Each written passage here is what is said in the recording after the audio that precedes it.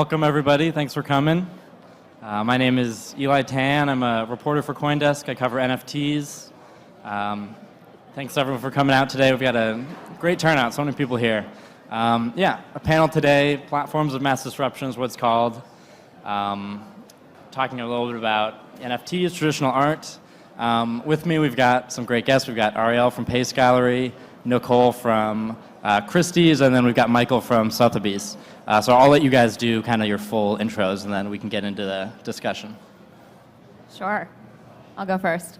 Hi, I'm Ariel Hudes. I'm the head of Pace Verso, which is Pace Gallery's Web3 hub.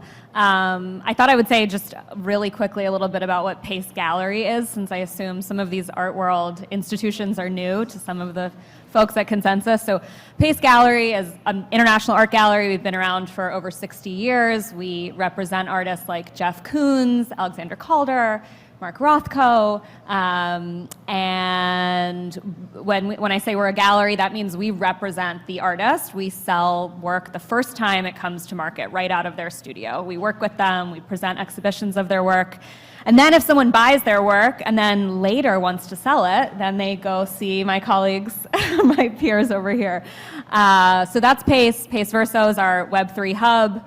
We call it a Web3 hub, not an NFT platform, because we think NFTs are just the beginning of what we'll do in this space, and it's a hub, not a platform, because our artists create wildly different art projects on the blockchain, so they can't all be slotted into a platform. Each one is totally different.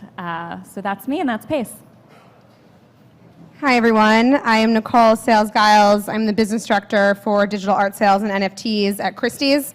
I have been at Christie's for 10 years, predominantly in the contemporary art department, so I come from the traditional side, and ever since we sold the Beeple Everyday's work back in March of 2021 for $69 million, which was part of my sale. I led the business side of our online sale division at the time.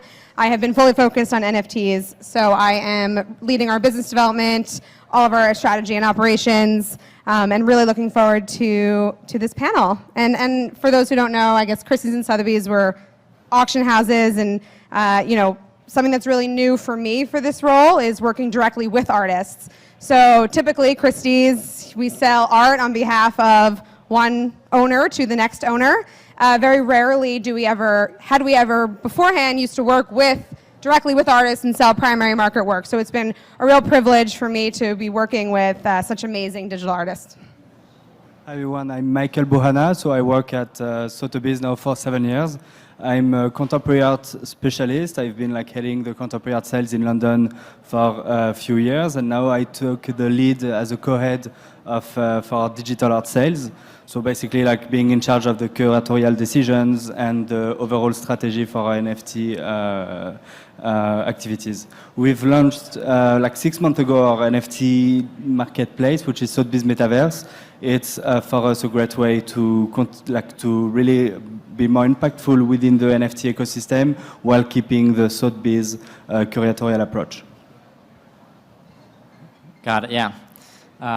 For anyone not familiar with the fine art world, this is really kind of the big leagues of institutional art. The first question, a tough one, just how is Web3 kind of impacting the traditional art world that you guys are seeing from your vantage point? I think Web3 is definitely going to disrupt, but very positively, the traditional art market. It has happened already, but it's still so experimental, and there isn't yet all the legal frame that enables global companies like Sotheby's, Christie's, and Pace to really act immediately in this market, which is good at the same time because it's also very new in terms of the art, in terms of the ecosystem. So it gives us also some time and some retrospective to understand what is our role in this new market. And we really feel that because our position within the traditional art market, we need to build this bridge that is very necessary for the sustainability of the Web3 and NFT ecosystem.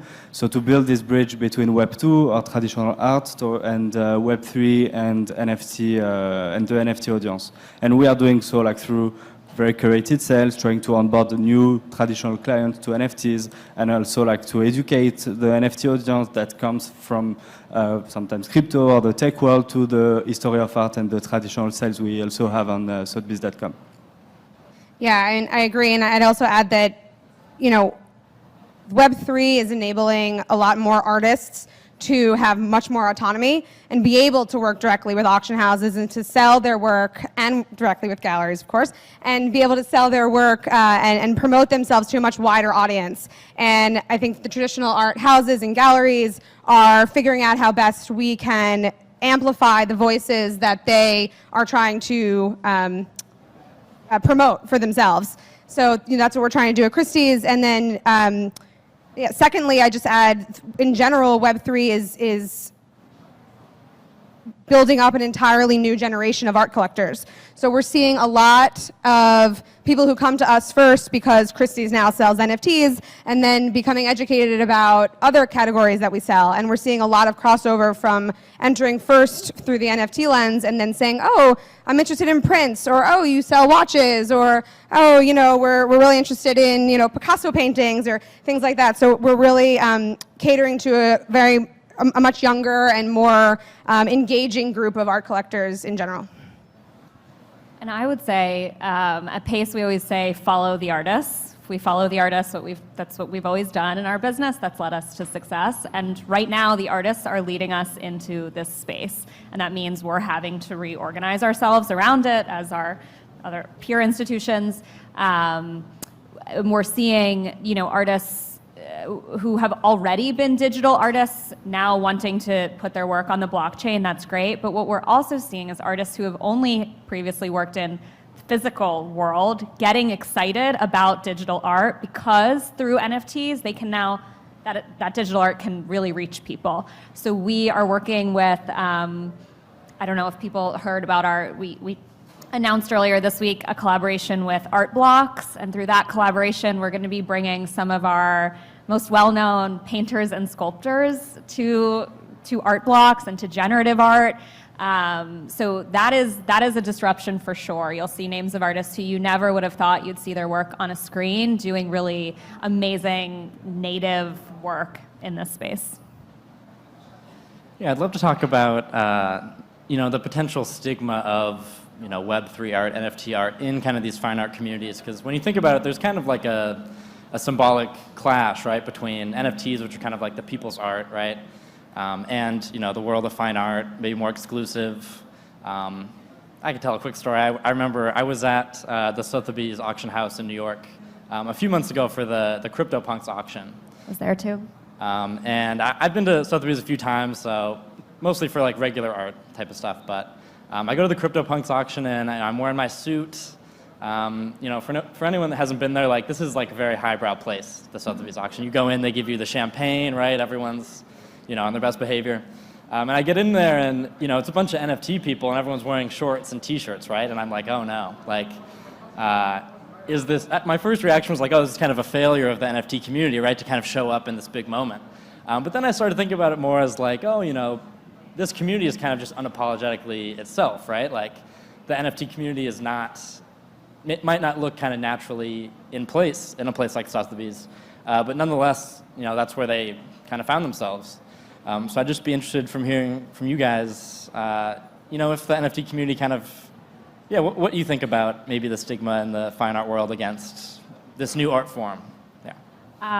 So our CEO yesterday had said some really interesting things about this, which I'll just repeat what he said. He did a talk with Eric Calderon from Art Blocks, and he said, a year ago, everyone, other large galleries were saying, NFTs, those aren't art.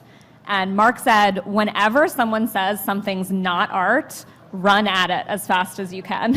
If you think about photography, abstract art, pop art, what Warhol was making, what Basquiat was making, these are all things that the community at one point or another said, that's not art, stay away from it. And time has shown that, in fact, it was some of the most important art and a real turning point in art history. So we definitely did. We ran at it.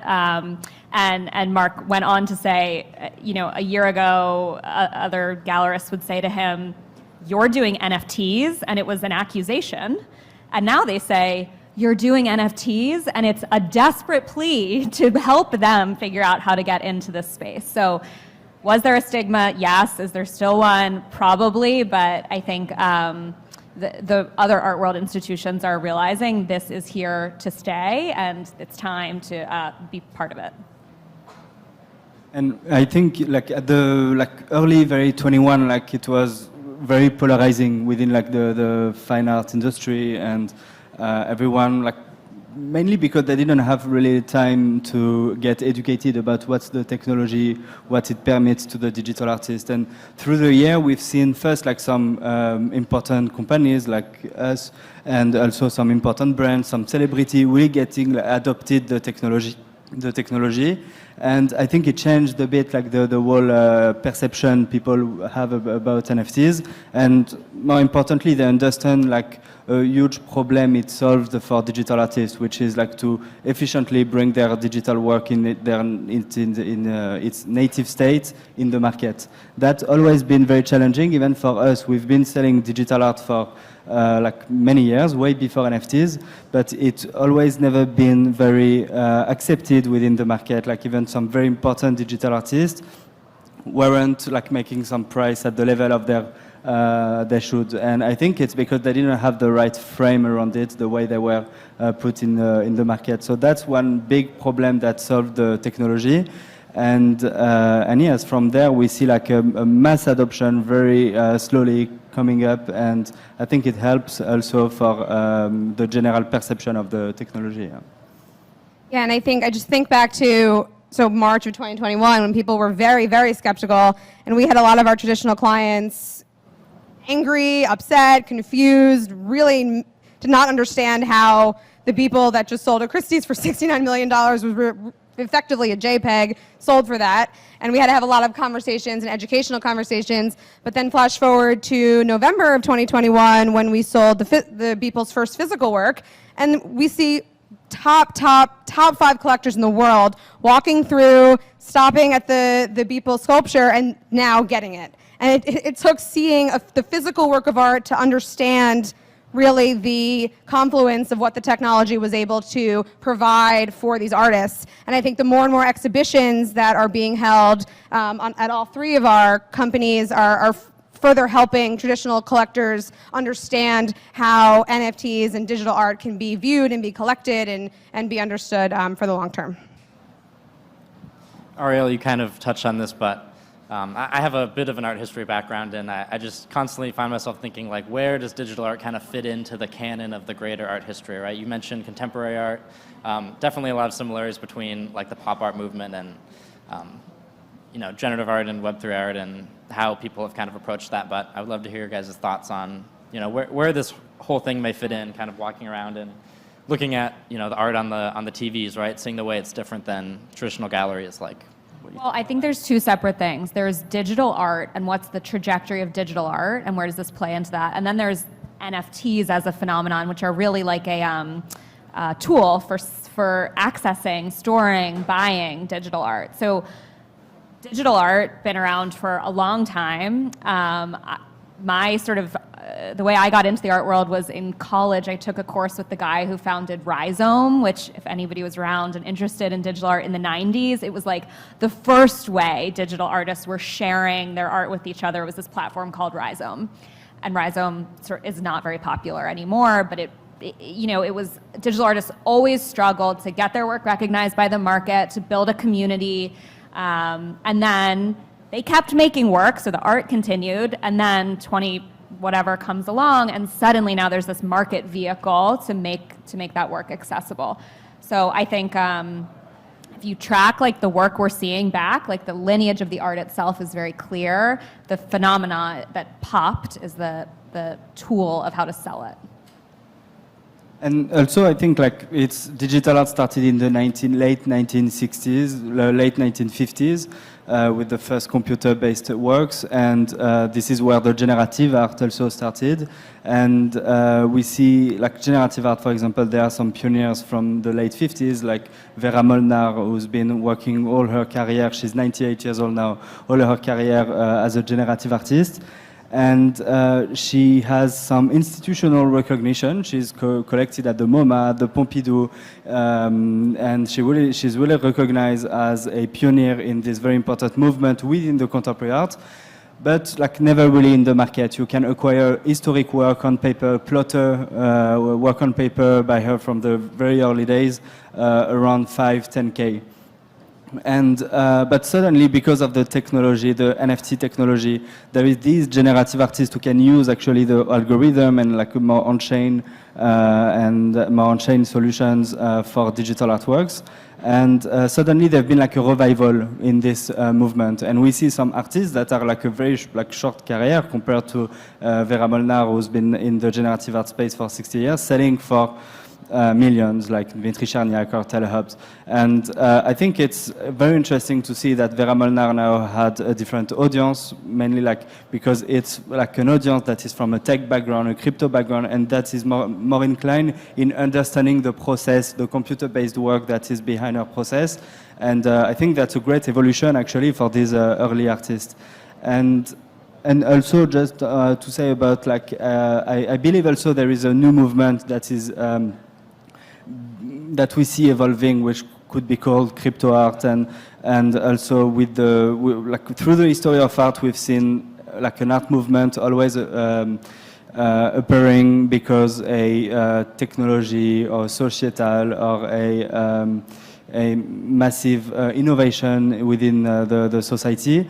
And this is how like the Cubism is born, the Impressionism is born, and here we have like a very important technological innovation that enables actually artists through the blockchain technology to have to push the boundary and the limits of their creativity. And we see, for example, like PAC, Xcopy, really using this technology, and it becomes a new tool, a new brushstroke. And I would see this as a new movement because we've never seen anything similar to it. So it's quite exciting to see like the early days maybe of early movement. Yeah. Yeah, and I think digital art right now is really just another category, another medium by which contemporary artists are making art, right? There's sculpture, there's painting, drawing, then there's digital. There's just the medium. And so, you know, what I think all of our three companies are really trying to do is continue to elevate the status of digital art as a serious collecting category within contemporary art, just like all the other ones I just mentioned. And I think, you know, you asked about the future. I think, you know, we're also starting to see this summer, the past couple weeks, a real segmentation between speculation and quality. So I think, you know, there's a lot more appreciation for potentially one-of-one digital artists and really what they're doing, and artists who are, like Michael said, using technology in a really smart way to further their artistic careers and their artistic practice. And I think we're seeing a further appreciation and continued rise in the popularity of that art. So I'd be interested in hearing, I know us four, we're all kind of in the NFT space from a professional standpoint, right? I know personally, I started writing about NFTs last June, and at some point, you know, you buy and sell and mint enough NFTs, you just become really interested in them. You have like kind of personal moments where it's like, oh wow, I really believe in this. Beyond just like my professional relationship with, you know, various collections or whatever. I'd be interested in hearing if you guys have had like specific projects or, you know, specific NFTs that you've maybe bought or invested in that have really changed the way that, you know, you look at the space, or if that makes sense. Yeah, I'm a huge fan of art blocks because I think they really manage to like give the tool that is needed for an artist to really be able to interact with the generative art concept. And within the different art blocks selection, there are some really great artists. Some of them who's been doing generative art for a very long time. And so yeah, that really changed. I think this is like where I was really like picking a work and thinking that I want to display that one. I think there is some room for improvement in terms of display and enjoying like the physical aspect of a digital artwork. This is coming because the demand is increasing, and all these TVs and screen companies are definitely trying to innovate in that side. But yeah, I really see a great art behind some of the art blocks works. Yeah. I will echo the art blocks, and I'll say a specific art blocks project that I collected and that I'm a big fan of is, well, the story is I went to Marfa, where Art Blocks now has a gallery, but Marfa is also historically this amazing art town with a lot of land art. And there was a young artist there who had his Art Blocks NFTs on display at their gallery. His name's Cooper Jameson. His dad had helped build a lot of the land art that's there in the desert. Cooper became a coder and then took inspiration from the land art his dad had built with these major artists to create his Art Blocks NFT project. So the way that pulls together the physical and digital realms in this beautiful, magical place of Marfa, that was a project that it just felt to me like it embodied sort of what we're doing as a physical art, a historic art gallery that's in this very new contemporary space. Yeah, I mean, I would say the first project that I personally got involved in, I actually met the artist very casually in Miami. Her project is called Miss Phrase. It's actually on Solana, but she had these, it was a collectibles project, but she was making these really beautiful women with red hair. So I felt like I had to, get on board. So she airdropped me a couple for free, and I've been, on board ever since. And she's a really awesome person. So if you want to check that out, you really should. And then World of Women is one that I got involved in and really liked, starting from last summer. And then more on the one-of-one train, I really like Blake Catherine and Krista Kim. My first NFT was a lazy lion, so no way to romanticize that like you guys can with Art Blocks. But yeah, we'd love to open it up to the audience. I know you guys probably have some questions. Do we have an audience mic? Yeah, go over here first.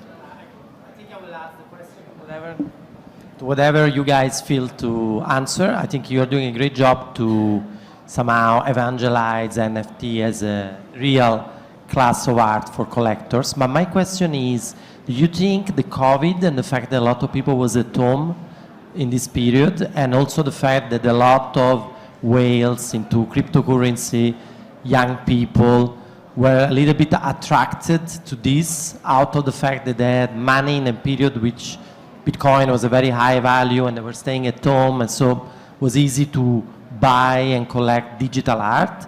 And if you think that now that we are maybe heading for what some people say is a crypto winter, do you expect to be less requests in the short term of this kind of digital art? Yeah, I definitely think COVID contributed to the rise in NFTs for sure. I think people were home and doing a lot of things digitally, communication, education, their entire life was digital, so it made sense that this was something that also rose during that time. I think the crypto winter that you spoke about, I think it's, there are ups and downs in every market, and I think it's a sign of maturity. So I think we're seeing, like I said before, a little bit of a segmentation between the speculation and what you can consider gambling almost in certain NFT projects, and then the, more artistic kind of side that you're really supporting the artist and their career, and you're understanding what they're doing, and you're really buying into what they're creating, and you like the art that they're making for art's sake. Thank you very much. Yep. Yeah. Just quickly, can I just ask your thought about verification process for digital arts? For the artists or for clients? No, for the digital arts. So even in the NFT space, verification of the NFT is very important, especially because in art, the secondary market is one of the probably bigger than the first market. So. Do you mean like as the authentication process? Yeah. I mean, like it's. I think like the blockchain technology, it's one of the big innovation, and like coming from the traditional art background, authentication is the most important component when it comes to sell traditional art. We have like at Sotheby's or Christie's or Philip, like the big auction houses. There is a very strict process to follow, so to guarantee the authenticity of the work we sell at auction. And we have also a process for NFTs, but with this traceability, and also the fact that the author of the NFT is like accessible, like through his wallet on the blockchain. It's very easy in one click actually to verify who minted the work. That's why also it evaluated, like we've seen an evolution on, like from the collector I speak from last February, last year to now, like they really evolve also in the term of the looking at the token when they are buying it, who minted the work, is it the marketplace or under the smart contract, the wallet address of the artist. And these are components, if we think like 10, 15 years ahead, it's super easy to authenticate a work when it's minted from the artist wallet. Less, I guess, when it's minted on a NFT marketplace. So that's why also, like at Sotheby's, we really push the artists when we sell the works primary, so the work are not yet minted, to go through minted through their own wallet. Yeah. And I don't know if this is what you're getting at, but I think there's also, if you're talking about verification, authentication of physical works as well, and the role that NFTs can play in that. And I think NFTs absolutely can and will play a role in starting to verify and authenticate physical artworks. And I think we will see NFTs starting to travel with physical artworks. Going back to the first question, I think if there is a lull in the NFT market right now, one of the things that may come out of that is that people are working on new use cases for this technology, seeing it more as a utility. And one of those utilities that I would be surprised if we don't see is a really easy, consumer-friendly way to use NFTs to authenticate physical works. Question for you three. You represent probably the largest art firms in the world. Are you getting your digital clients from your traditional clients, or are you pulling mostly from the digital and the crypto world for your clients in the digital and the NFT space? It's a mix of both. I'd say a lot of times, I think we offer works that we feel are relevant for the market and what we think the market wants. And clients, we have a very large marketing, department. And so a lot of clients can see what we offer and come to us. That being said, I think a lot of the digital art that we're offering are mostly new clients coming to Christie's. And then, like I said earlier, staying with Christie's and then transitioning to traditional art. That being said, there have been a few existing clients of Christie's that have been really interested in digital art, particularly the Andy Warhol project that we did in May, I think it was May of 2021, where we helped the Warhol Foundation mint digital works that Andy Warhol did in the computer that were never able to be sold before without the NFT technology. So we helped them mint that from the Warhol Foundation directly and sold that to clients, and that was a sale where several of our traditional clients were very interested in. So yeah, they're a bit of both. And also I think it's really also our role to help traditional artists when it makes sense in terms of their practice, etc., to get into the NFT space. We've seen like some artists like Damien Hirst doing it very I think it was very well done, and the concept behind his drop is very well executed. But we have some very interesting demand from very great artists to also help them to get into the NFT space. So in that case, we help them through to brainstorm on the way to do a good drop depending on their artistic process. We have at the moment actually a drop of Matsuyama, who's a recognized Japanese artist, and he sells some physical works, some very nice, very large paintings, but also in parallel he has some different editions that goes from an edition of 5 to an edition of 150 that are accessible also to the NFT space. And these lower price point NFTs are also a great way to onboard new traditional clients, because we've been since we started, we've been focusing naturally, because this is our positioning in the market on the high end. So we've done the record for a Bored Ape at 3.5 million. We had for a long time the record for a CryptoPunk at 12 million. But these are not like the price point where we're going to onboard a new client to get into the NFT and understand the ecosystem. So now that we have the capabilities of selling some large editions, we are capable of like selling editions, lower price point NFTs to traditional clients. And I've seen like when I onboard a new traditional client, it's really just getting them his first NFTs, then he goes on OpenSea, sees how it works, to sell it, to buy it, to get it. Like it's really like there is, like the only way to get and to understand the ecosystem, it's like really to get into it and to get into the community, to understand the influencers, the galleries, the top collectors. And so yeah, so we are working on this, and through our new capabilities now, we are capable of like being more effective on this front, yeah. I'll just say, I think Like Pace two, Gallery, three, because four, we play in a five, different part of the ecosystem than the auction houses, our mandate Like is, one, is two, really three, not four, five, to six, look at the seven, market eight, and nine, respond 10. to the market and give the market Like what they two, want. one, It is two, to three, find the four, best five. artists and support their vision and bring their work to life. two, one, two, So three, what four, that five, means six, right seven. now is we're bringing work to life by the artists we have traditionally worked with, and most of the collectors who know them are traditional art collectors. And they're starting to attract attention, and big names like Jeff Koons help attract more attention of, let's say, native NFT buyers, and we are